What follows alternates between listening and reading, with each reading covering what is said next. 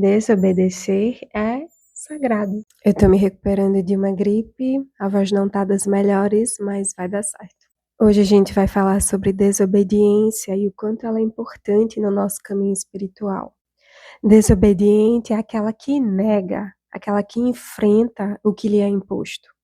Por mais que as imposições da vida sejam muito reais e muito limitantes, cada um de nós tem condições para criar uma resposta diferente, para agir e fazer diferente de acordo com aquilo que é importante, que faça sentido para a gente. Se a gente se guiar pelo medo, a gente não escolhe pelo que faz sentido para a gente escolhe a partir do que nos é imposto. Se nos guiarmos pela coragem, pela confiança, pela nossa intuição, ela nos levará para onde a gente quer ir. Nos últimos vídeos aqui do canal eu tenho falado sobre seguir a intuição, seguir o coração, então eu recomendo que você escute, veja essa discussão, porque ela faz todo sentido com o que a gente vai conversar aqui hoje. No fim das contas, quando nós nos guiamos pela nossa intuição, seguimos o nosso coração, de certa forma a gente desobedece o mundo. Desobedecemos às expectativas que o mundo tem conosco, a nossa família, pessoas próximas. E a desobediência tem um caráter muito negativo, nos é passado como algo muito negativo, como irresponsabilidade, mau caratismo. Quando você não atende expectativas sociais, quando você não faz exatamente aquilo que a sua família quer, que os outros esperam que você faça, você provavelmente vai ser visto como alguém que dá trabalho e como alguém talvez não muito legal. Isso acontece na espiritualidade quando rompemos com a religião que socialmente e a nossa própria família nos impõe desde pequenos, que obviamente é o cristianismo. Então, muitos de nós, às vezes, vivemos dentro de armários porque não nos alinhamos mais com aquela religião, temos ou desejamos um outro caminho espiritual, mas muitas vezes é difícil romper e dizer isso para nossa família e nos apresentarmos dessa forma para o mundo. Então, se você decide sair de algum armário, por exemplo, o armário da religião, você provavelmente pode se tornar uma pessoa bem ruim. Isso aconteceu comigo. Você passa a ser uma pessoa ruim quando você passa a desobedecer e não fazer mais aquilo que a sociedade te impõe, a sua família te impõe. Então, preste atenção a partir de agora. Ser visto como desobediente não necessariamente é algo ruim para você. Às vezes, ser a ruim da história na narrativa dos outros é para você uma questão de saúde, de proteção consigo mesma. Quem desobedece, via de regra, está protegendo os próprios caminhos. Não aceita mais ser guiada pelos outros e se perder de si mesma. Esses dias eu estava trabalhando na minha pesquisa. Para quem não sabe, eu faço doutorado, sou pesquisadora.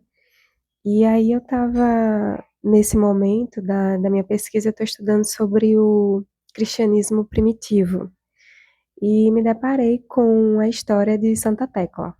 O relato dessa história consta em um texto apócrifo chamado Atos de Paulo e Tecla, e deve ter acontecido mais ou menos por volta do século I depois de Cristo. Tecla, a linda jovem virgem que renunciou a um casamento vantajoso que a mãe lhe arranjara, cortou os cabelos e, vestindo roupas masculinas, fugiu para aderir ao movimento iniciado por Jesus e Paulo. Tecla era uma jovem de família pagã, religião oficial, do Império de Roma. Ela estava prometida em casamento para um homem aristocrata, ela ia se casar, e certa vez ela estava na sua casa, na sua janela, e ela começou a ouvir a pregação de Paulo, que estava na cidade dela. Esse Paulo é Paulo de Tarso. E na pregação dele, ele convocava as pessoas a se entregarem a Deus e a se entregarem ao Cristo.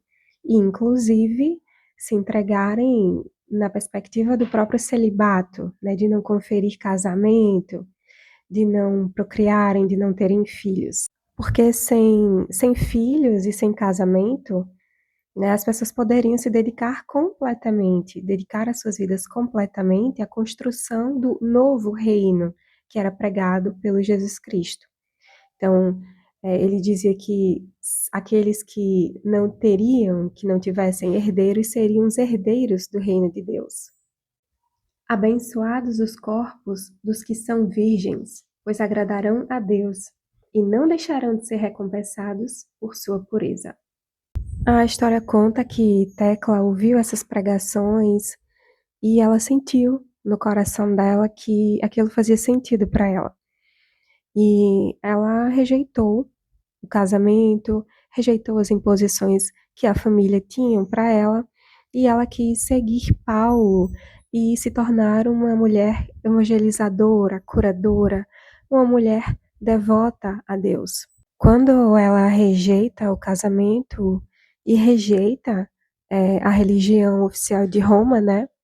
Era uma mulher pagã, de família pagã, ela precisa enfrentar muitos desafios. Então ela é condenada à morte, queimada, mas mesmo assim ela consegue sobreviver.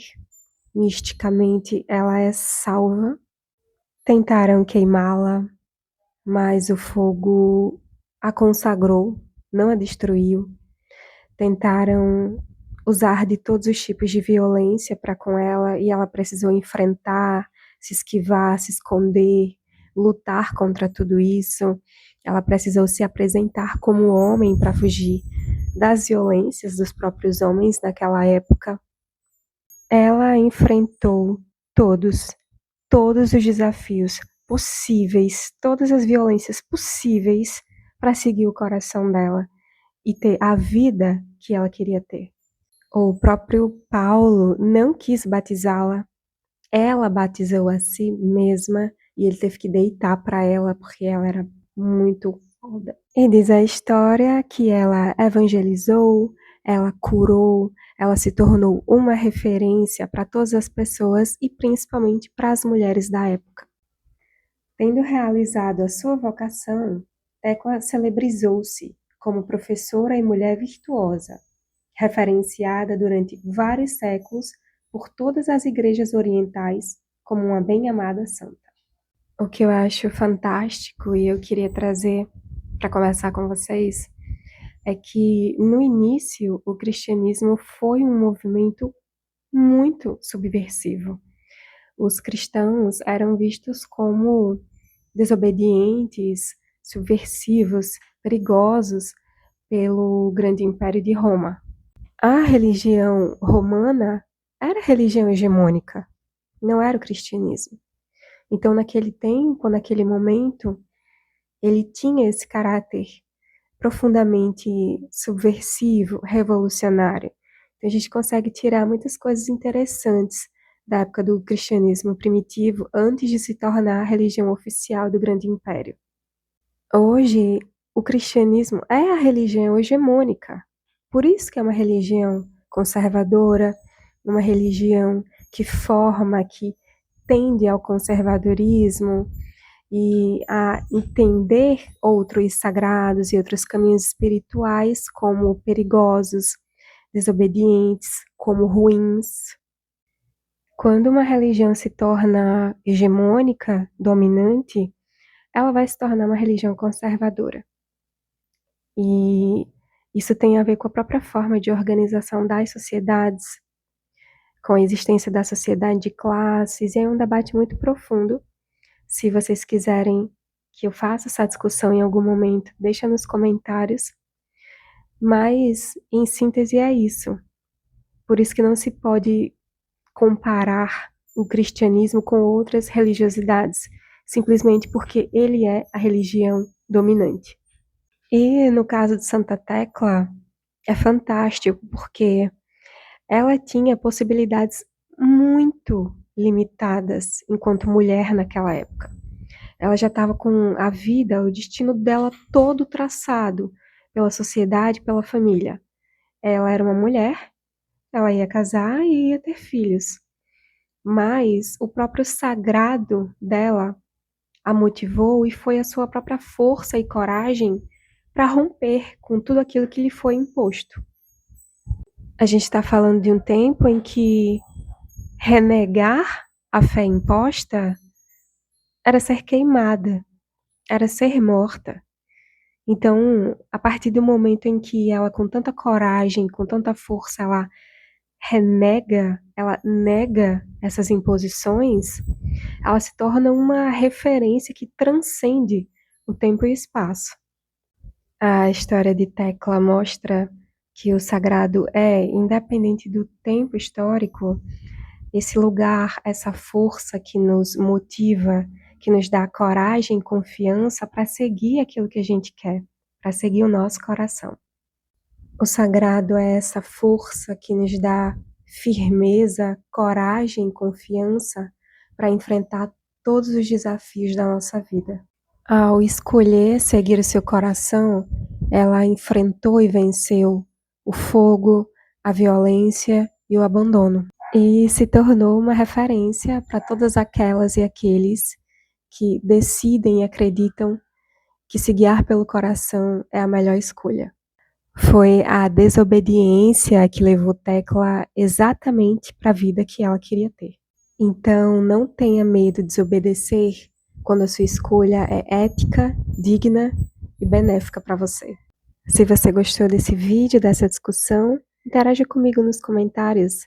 Deixe seu curtir, se inscreva no canal se você gosta de espiritualidade, esoterismo e até a próxima.